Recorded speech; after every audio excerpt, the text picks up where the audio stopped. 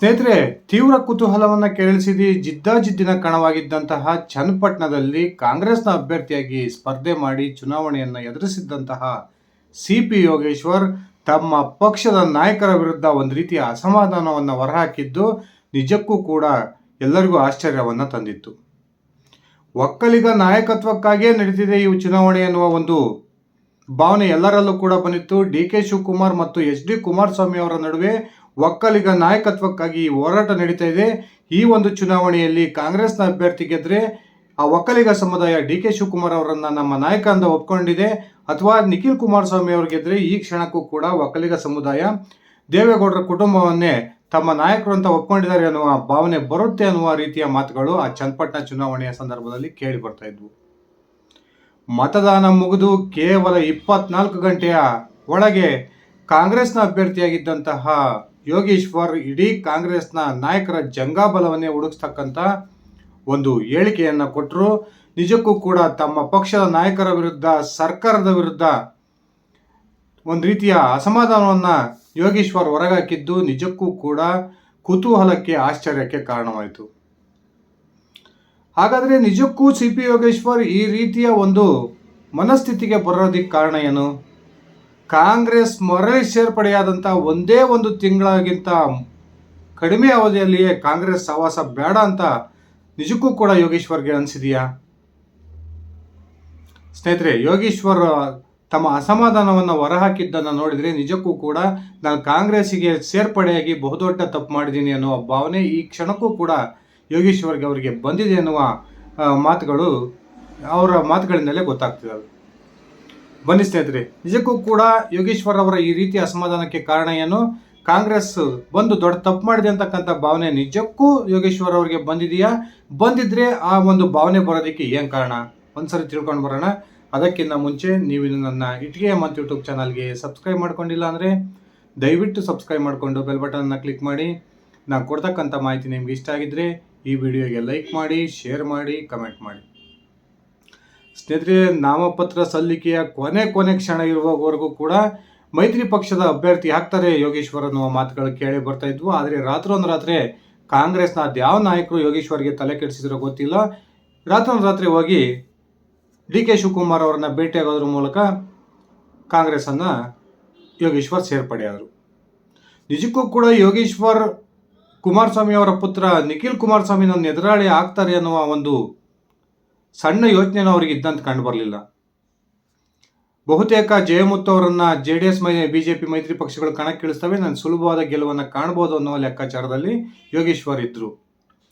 ಆದರೆ ಈ ಒಂದು ಕ್ಷೇತ್ರದ ಚುನಾವಣೆಯನ್ನು ಅತ್ಯಂತ ಚಾಲೆಂಜ್ ಆಗಿ ತೆಗೆದುಕೊಂಡಂತಹ ಕುಮಾರಸ್ವಾಮಿ ಹಾಗೂ BJP ನಾಯಕರು ಮತ್ತು JDSನ ಕಾರ್ಯಕರ್ತರು ನಿಖಿಲ್ ಕುಮಾರಸ್ವಾಮಿ ಅವರನ್ನು ಒತ್ತಾಯ ಮಾಡಿ ಅವರನ್ನು ಚುನಾವಣಾ ಕಣಕ್ಕಿಳಿಸಿದರು. ಅದಾದ ನಂತರ ಚನ್ನಪಟ್ಟಣದ ಇಡೀ ಚಿತ್ರಣ ಬದಲಾಗೋಯಿತು. ಇಷ್ಟೆಲ್ಲ ಆಯಿತು, ಚುನಾವಣೆನೂ ಮುಗೀತು. ಕಾಂಗ್ರೆಸ್ ನಾಯಕರು ಈ ಕ್ಷಣಕ್ಕೂ ಕೂಡ ಸಿ.ಪಿ. ಯೋಗೇಶ್ವರ್ 20,000ಕ್ಕೂ ಹೆಚ್ಚು ಮತಗಳ ಅಂತರದಿಂದ ಗೆಲ್ತಾರೆ ಅನ್ನುವ ಮಾತುಗಳನ್ನ ಹೇಳ್ತಾ ಇದ್ದಾರೆ. ಆದರೆ ಸ್ವತಃ ಅಭ್ಯರ್ಥಿಯಾಗಿದ್ದಂಥ ಸಿ.ಪಿ. ಯೋಗೇಶ್ವರ್ಗೆ ತಾನು ಸೋಲ್ತೀನಿ ಅನ್ನುವ ಮುನ್ಸೂಚನೆ ಸಿಕ್ಕಂತೆ ಕಂಡು ಬರ್ತಾ ಇದೆ.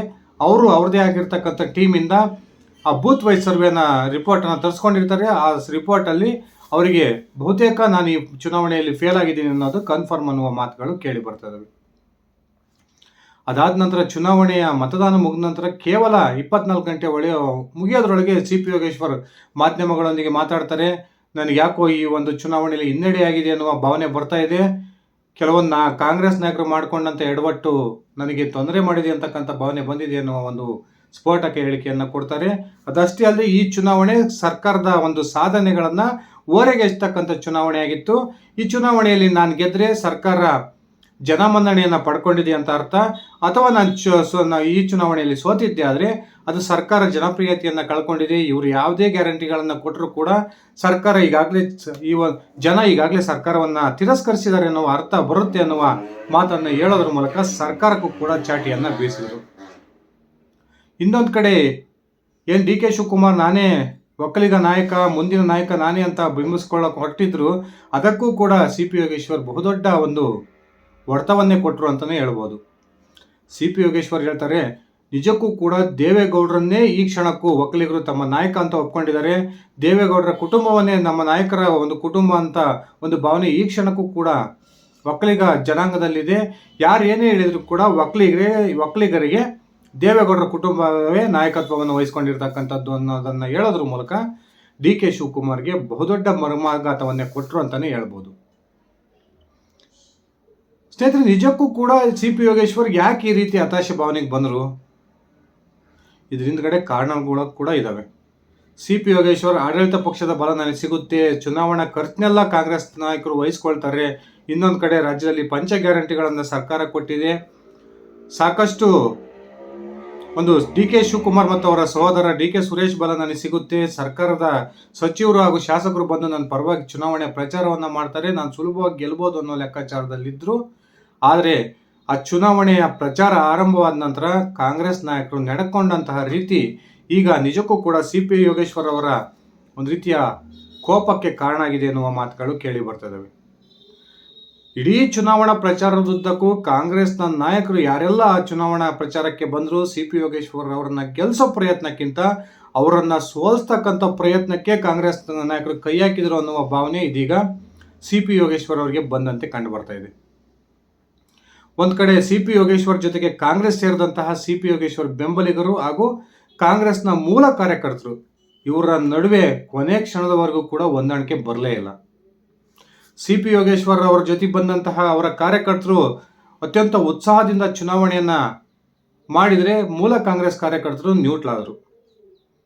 ಇವರು ತಟಸ್ಥರಾದರು ಅಂತಲೇ ಹೇಳ್ಬೋದು. CP ಯೋಗೇಶ್ವರ್ ಅವರ ಪರವಾಗಿ ಕೆಲಸನೇ ಈ ಮೂಲ ಕಾಂಗ್ರೆಸ್ ಕಾರ್ಯಕರ್ತರು ಮಾಡಲಿಲ್ಲ. ಇನ್ನೊಂದು ಕಡೆ DK ಸುರೇಶ್ ಬಹುದೊಡ್ಡ ಒಂದು ಹೊಡೆತವನ್ನು ಕೊಡ್ಬೋದಾದಂಥ ಹೇಳಿಕೆಯನ್ನು ದೇವೇಗೌಡರ ವಿರುದ್ಧ ಕೊಟ್ಟರು. ಅದರಿಂದ ಒಕ್ಕಲಿಗ ಸಮುದಾಯ ರೊಚ್ಚಿಗೇಳ್ತು.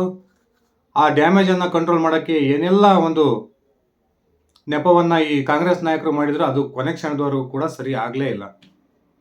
ಇನ್ನು ಶಿವಲಿಂಗೇಗೌಡ, ಈ ಮಾಗಡಿ ಬಾಲಕೃಷ್ಣ ಇವರು ಕಾಂಗ್ರೆಸ್ MLAಗಳು ಬಂದು ಈ ಒಂದು ಚುನಾವಣೆಯಲ್ಲಿ ಯೋಗೇಶ್ವರ್ ಅವರನ್ನು ಗೆಲ್ಲಿಸಿದ್ರೆ ಅದು DK ಶಿವಕುಮಾರ್ ಅವರನ್ನ ಮುಖ್ಯಮಂತ್ರಿ ಮಾಡದಂತೆ ಅನ್ನೋ ಹೇಳಿಕೆ ಕೊಟ್ಟರು.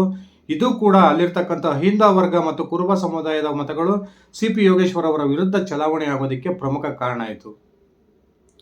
ಇಷ್ಟೆಲ್ಲ ಒಂದು ಮ್ಯಾನೇಜ್ ಮಾಡೋಣ ಅನ್ನೋ ಟೈಮಿಗೆ ಜಮೀರ್ ಅಹಮದ್ ಬಂದು ದೊಡ್ಡ ಬಾಂಬನ್ನು ಸಿಡಿಸೋದ್ರು.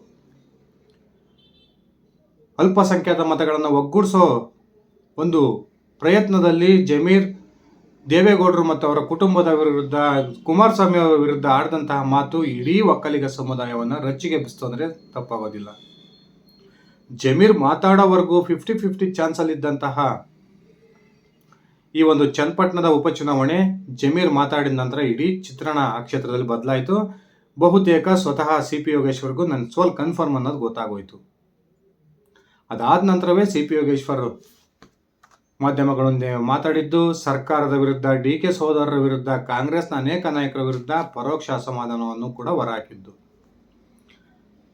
ಸ್ನೇಹಿತರೆ, ಈ ಸ್ವತಃ ಯೋಗೇಶ್ವರ್ಗೆ ಈಗ ಗೊತ್ತಾಗಿದೆ, ನಾನು ಪದೇ ಪದೇ ಪಕ್ಷಾಂತರ ಮಾಡಿರೋದನ್ನು ಈ ನಮ್ಮ ಕ್ಷೇತ್ರದ ಜನ ಒಪ್ಕೊಂಡಿಲ್ಲ, ನಾನು ಪಕ್ಷಾಂತರ ಮಾಡಿ ಬಹುದೊಡ್ಡ ತಪ್ಪು ಮಾಡಿದೆ ಅಂತಕ್ಕಂಥದ್ದನ್ನು ಸ್ವತಃ ಆ ಯೋಗೇಶ್ವರ್ ಅವರ ಬಾಯಲ್ಲಿ ಬಂದಿದೆ.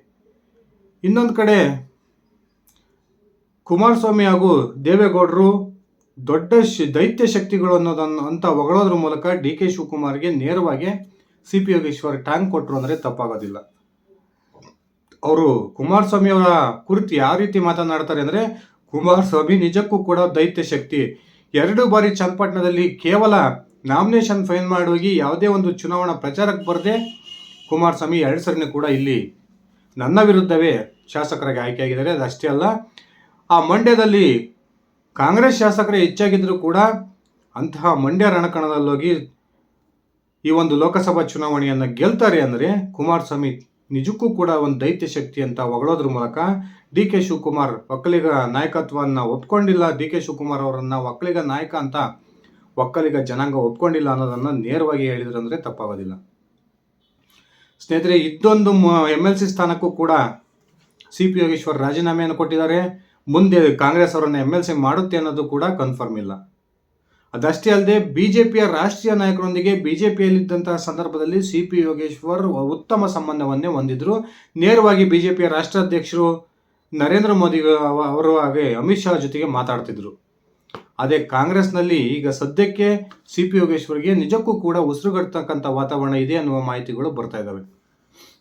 ಇಷ್ಟೆಲ್ಲ ಕಾರಣಗಳಿಂದಾಗಿ ಅದಷ್ಟೇ ಅಲ್ಲ, ಕಾಂಗ್ರೆಸ್ನಲ್ಲೇ ಇದ್ದರೆ ನನ್ನ ಮುಂದಿನ ರಾಜಕೀಯ ಜೀವನ ಏನು ಅನ್ನೋ ಚಿಂತೆ ಇದೀಗ ಸಿ ಪಿ ಯೋಗೇಶ್ವರ್ಗೆ ಬಂದಂತೆ ಕಂಡು ಬರ್ತಾ ಇದೆ.